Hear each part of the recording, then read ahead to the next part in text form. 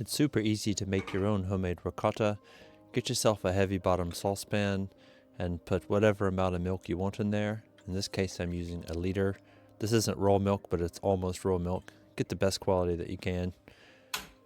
Put it on about a medium heat, and we're going to keep an eye on the temperature all the way through. We want to go to 80 degrees and then to about 90 to 95 degrees.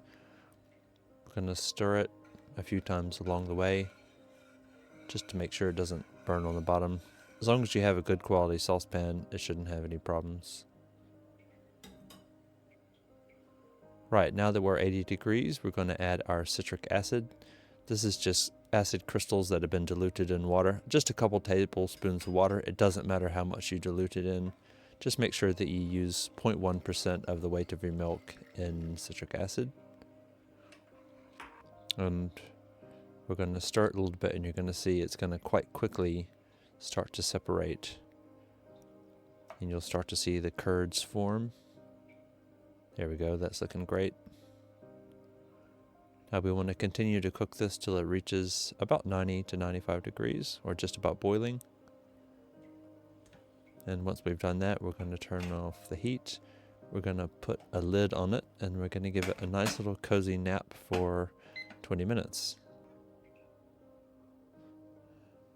Once it's had its little snooze, we're going to see that the curds have started to float on top of the whey that's underneath. Then we're just going to scoop them off, and we're done. Now, whether this is actual ricotta or not is debatable.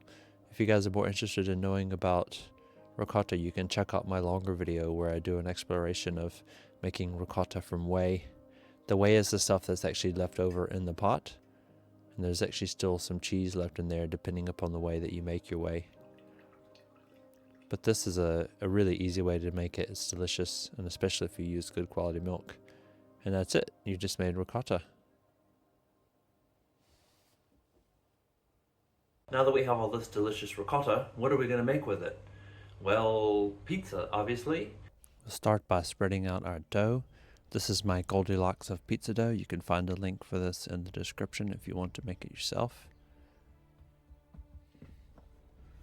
I'm eventually going to do a video comparing all the different types of rolling or stretching out a pizza dough.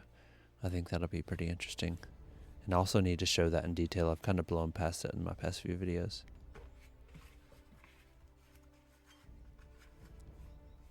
So that looks pretty good. Now we're going to start with the toppings. We'll do the sauce first. There's no recipe for this. This is basically just sauce blended with some olive oil and some oregano. Some salt and pepper as well. Get that all spread out nicely. Go right to the edges. That's how I like it. This is the mozzarella that we made to get the way to make the ricotta. There's also a recipe for this in the description if you want to find the video for that. And look at our delicious ricotta. Isn't it amazing? Honestly, guys, you have to try homemade ricotta. It's even better than homemade mozzarella compared to bought mozzarella. These are fennel seeds. There's already some fennel in the sausage, but I like fennel a lot, so I'm going to add a few extra. And this is classic kind of Italian sausage. Fennel, garlic, some black pepper. It's really good.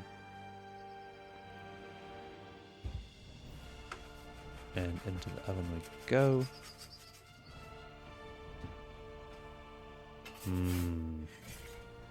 You'll notice that the ricotta doesn't melt in the same way as the mozzarella.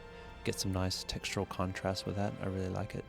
And then this is fennel fronds put on top. So we've tripled down on the fennel.